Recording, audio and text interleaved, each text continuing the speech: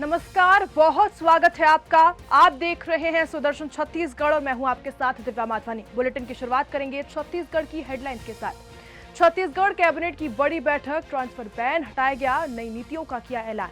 Operation शंखनाद का बड़ा असर, पुलिस ने 15 गौवंश की बचाई जान। केंद्र सरकार की बड़ी सौगात, राज्य को 81,735 करोड़ की सहायता। अब जानेंगे खबरें विस्तार से। छत्तीसगढ़ में कैबिनेट की अहम बैठक मंत्रालय में मुख्यमंत्री विष्णुदेव साय की अध्यक्षता में आयोजित की गई। इस बैठक में कई महत्वपूर्ण फैसले लिए गए जो सीधे तौर पर आम जनता और युवाओं से जुड़े हैं। सबसे बड़ा फैसला लिया गया, ट्रांसफर नीति पर लगे बैन को हटा दिया गया है, यानी अब सरकारी कर्मचारियों के तबादले की प्रक्रिया फिर से शुरू होगी। इसके साथ ही राज्य के 3 स्थानों के नाम बदलने को भी मंजूरी दी गई। खेल क्षेत्र को बढ़ावा देने के लिए तीरंदाजी मैदान के निर्माण और कोच पदों पर भर्ती को भी हरी झंडी मिल गई है। आपको बता दें, युवाओं को प्रोत्साहन करने के लिए सरकार ने युवा रत्न सम्मान शुरू करने का भी फैसला लिया है, जो प्रतिभाशाली युवाओं को मिलेगा। साथ ही पर्यटन और ग्रामीण रोजगार को बढ़ावा देने के लिए नई होम स्टे नीति भी लागू की गई है। इन फैसलों से प्रदेश में प्रशासनिक, सांस्कृतिक और खेल विकास को एक नई दिशा मिलने की उम्मीद है। सभी कर्मचारी जो विभिन्न स्थानों पर संलग्न हैं, उनका संलग्नीकरण 5 जून 2025 से समाप्त माना। 5 जून 2025 से अर्थात कल से यह समाप्त माना जाएगा। सभी कर्मचारियों की, जिला स्तरीय कर्मचारियों का संलग्नीकरण, जो भी संलग्नीकरण हुआ है वो 5 जून से समाप्त माना जाएगा। और वह भी फिर जब संलग्नीकरण समाप्त हो जाएगा, वो अपने मूल स्थान पर होंगे तो वह भी इस स्थानांतरण की नीति का लाभ ले पाएंगे, ऐसा है। जशपुर से बड़ी खबर है, जहां पर गौ तस्करी के खिलाफ चलाए जा रहे ऑपरेशन शंखनाद को लगातार बड़ी सफलता मिल रही है। वरिष्ठ पुलिस अधीक्षक शशि मोहन सिंह के नेतृत्व में चलाया जा रहा यह अभियान अब तक 900 से ज्यादा गौवंशों को तस्करी से बचा चुका है और 123 तस्करों को सलाखों के पीछे भी भेज चुका है। ताजा मामला बालाछापर रिजॉर्ट के पास का है, जहां पर एक पुरानी स्कॉर्पियो से गौ तस्करी की सूचना मिली। पुलिस ने तुरंत कार्रवाई की और पीछा करने पर वाहन का टायर फटा। वहीं चालाक आरोपी वाहन छोड़कर जंगल से फरार हो गया। 4 गंभीर रूप से इसमें घायल हो गए हैं। गौवंश मौके से बरामद किए गए हैं। वहीं दूसरी घटना में चौकी मनोरा क्षेत्र के पास 11 गौवंश को पैदल क्रूरतापूर्वक झारखंड ले जाया जा रहा था। पुलिस पहुंची, लेकिन अंधेरे का फायदा उठाकर आरोपी मौके से फरार हो गए। खुशी की बात तो ये रही कि सभी पशु सुरक्षित जब्त कर लिए गए हैं। दोनों मामलों में एफआईआर दर्ज कर पुलिस अब मामले की जांच में जुटी है और ऑपरेशन शंखनाद अब तस्करों के लिए खौफ का नाम बन चुका है। पुलिस का जो ऑपरेशन शंखनाद चल रहा है और इसमें जो पहले पैटर्न था कि यहाँ पे जो पशु तस्कर थे पिकअप वाहन और ट्रक को यूज करते थे, लगातार हम लोगों ने यहाँ पर अपने मैकेनिज्म डेवलप किया और पिकअप गाड़ियों को पकड़ने लगे। तो अभी एक नया ट्रेंड देखने में आ रहा है कि ये लोग कुछ जगहों पर स्कॉर्पियो जैसी गाड़ी या बोलेरो जैसी गाड़ी की सीट कवर को खोल के उसमें पशु तस्करी कर रहे हैं।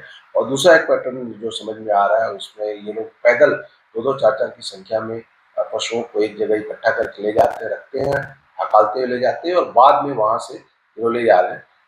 कल हम लोगों ने 11 गौवंश को इन पशु तस्करों से मुक्त कराया है चौकी मनोरा के अंतर्गत।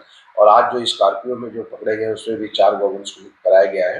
हालांकि हमारे ये आरोपी भाग गए हैं, लेकिन हमें इस गाड़ी के चेजिस नंबर से हम बहुत जल्द आरोपी तक पहुंच जाएंगे और उनको गिरफ्तार करके आवश्यक वैधानिक कार्रवाई की जाएगी।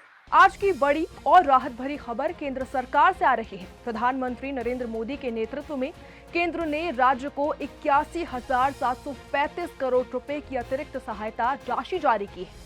इसमें छत्तीसगढ़ को 2,784.72 करोड़ रुपए का हिस्सा मिला है, जो राज्य की विकास परियोजना और कल्याणकारी योजनाओं को नई ऊर्जा देगा। राज्य के वित्त मंत्री ओपी चौधरी ने इस आर्थिक सहयोग के लिए केंद्र सरकार का आभार जताते हुए कहा कि ये निर्णय सहकारी संघवाद की भावना को मजबूत करता है और राज्यों की आर्थिक स्थिति को सशक्त करने की दिशा में एक बड़ा कदम है। गौरतलब है कि पहले राज्य को कुल राजस्व का 32% हिस्सा मिलता था, जिसे मोदी सरकार ने अब बढ़ाकर 42% कर दिया, जो एक ऐतिहासिक और दूरदर्शी पहल रही। ये राशि शिक्षा, स्वास्थ्य और अधोसंरचना और ग्रामीण विकास जैसे क्षेत्रों में खर्च की जाएगी। इससे छत्तीसगढ़ को आत्मनिर्भर बनाने की दिशा में मजबूती भी मिलेगी। देश के विभिन्न राज्यों को लगभग 82,000 करोड़ रुपए की राशि अतिरिक्त केंद्र के द्वारा आवंटित की गई है। इसी क्रम में हमारे छत्तीसगढ़ को लगभग 2800 करोड़ रुपए की अतिरिक्त राशि प्राप्त हुई है। इसके लिए हम, हमारी सरकार, हमारे आदरणीय मुख्यमंत्री जी की ओर से, हम सब लोग और पूरे छत्तीसगढ़ की जनता की ओर से आदरणीय प्रधानमंत्री नरेंद्र मोदी जी को, आदरणीय वित्त मंत्री निर्मला सीतारमण जी को विशेष रूप से धन्यवाद ज्ञापित करते हैं। और ये निश्चित रूप से सहकारी संघवाद का विशेष उदाहरण नरेंद्र मोदी जी जब से प्रधानमंत्री बने हैं तब से ये स्थापित होता जा रहा है। पहले 32% ग्रांट मिलता था राज्यों को, उससे सीधे बढ़ाकर मोदी जी प्रधानमंत्री बनने के बाद 10% बढ़ाकर 42% सीधा कर दिए और राज्यों को मजबूत करने का काम उन्होंने किया। और सहकारी संघवाद का एक नया इतिहास नरेंद्र मोदी जी के प्रधानमंत्रित्व काल में प्रारंभ हुआ है। छत्तीसगढ़ के जशपुर पुलिस अधीक्षक ने 5 आरोपियों को निलंबित कर दिया है।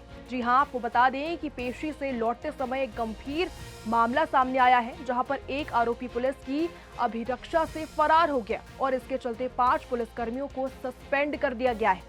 मामला बीएनएस के आरोपी रितेश प्रताप सिंह का है, जो पहले नाबालिग से शादी का झांसा देकर दुष्कर्म के मामले में जेल जा चुका है। जेल से छूटने के बाद उसने फिर उसी लड़की से शादी को लेकर मारपीट की, जिसके बाद उसे दोबारा गिरफ्तार कर जेल भेज दिया गया है। हाल ही में पेशी के लिए रितेश को 6 अन्य आरोपी के साथ सरकारी वाहन से कुनकुरी न्यायालय ले जाया गया था। पेशी के बाद लौटते समय रितेश ने हथकड़ी जंजीर खोल दी और चलती गाड़ी से कूदकर फरार हो गया। इस गंभीर लापरवाही पर एसपी शशि मोहन ने बताया कि तत्काल एक्शन लिया गया है। ड्यूटी में तैनात 5 पुलिसकर्मियों को निलंबित कर दिया गया है। साथ ही विभागीय जांच के आदेश भी दिए गए हैं और पुलिस आरोपी की तलाश में जुट गई है। कुनकुरी से मुलजिम पेशी से आते वक्त आरोपी रितेश प्रताप सिंह, जो बलात्कार का आरोपी था, उसको पुलिस की कस्टडी में लेके आ रहे थे। लोरो घाट के पास में उसने हथकड़ी को संभव उसने ढीला किया और वहां से कूद के फरार हो गया। इस पे जो पुलिस की टीम गई थी, सुनसा एक का प्रधान आरक्षक के नेतृत्व में अन्य 4 लोग थे। इन 5 को सस्पेंड कर दिया गया है। विभागीय जांच के पश्चात इनके खिलाफ आवश्यक वैधानिक कार्रवाई की जाएगी। साथ ही जो फरार आरोपी है, इसको बहुत जल्द गिरफ्तार किया जाएगा। हमारे पास कुछ महत्वपूर्ण सूचना हाथ लगी है। पुलिस की हमारी टेक्निकल टीम और हमारी थाने की टीम उस पर काम कर रही है। बहुत जल्द आरोपी को गिरफ्तार किया जाएगा। कवर्धा में उस समय सनसनी फैल गई जब एक युवती ने शादी की जिद में पानी की टंकी पर चढ़कर आत्महत्या की धमकी दे डाली। आपको बता दें, घटना सिटी कोतवाली थाना के ठीक सामने की है, जहां पर युवती ने अचानक टंकी पर चढ़कर लोगों को चौंका दिया। आपको बता दें, युवती युवक से प्यार करती थी और उससे शादी करना चाहती थी, लेकिन युवक की उम्र 21 साल से कम है। इसी कारण उसने फिलहाल शादी से इनकार कर दिया। इसी बात से नाराज होकर युवती ने एक कदम उठाया और सूचना मिलते ही मौके पर पहुंची सिटी कोतवाली पुलिस ने तत्काल रेस्क्यू ऑपरेशन चलाया और थाना प्रभारी लालजी सिन्हा ने बताया कि समय रहते युवती को सुरक्षित नीचे उतार लिया गया। फिलहाल युवती को समझाइश दी जा रही है ताकि दोबारा ऐसी हरकत ना हो। मिली थी कि एक युवती पानी टंकी में, थाना के सामने जो पानी टंकी वहाँ पे चढ़ गई है। सूचना पर जाके पुलिस टीम ने रेस्क्यू करके युवती को पानी टंकी से नीचे उतारा है। पूछताछ करने पर राजमहल कॉलोनी के निवासी होने बताई है। किसी एक लड़के के साथ प्रेम करना बताई, उसके साथ शादी करने की इच्छा जाहिर कर रही है। दोनों परिवार वालों को थाना तलब किया गया है। बात पूछताछ से उसमें अग्रिम वैधानिक कार्रवाई करेंगे। अभी युवती को जो है स्वास्थ्य, अभी युवती का स्वास्थ्य परीक्षण के लिए मेडिकल भेजेंगे। साथ ही साथ युवती के परिजनों का भी और युवती का भी कथन ले जाएंगे। जो भी युवती के बयान में आएगा उस आधार पे परिजनों के इच्छा अनुसार उसमें अग्रिम कार्रवाई करेंगे। फिलहाल के बुलेटिन में बस इतना ही। छत्तीसगढ़ की तमाम खबरों के लिए देखते रहिए सुदर्शन छत्तीसगढ़। जय हिंद।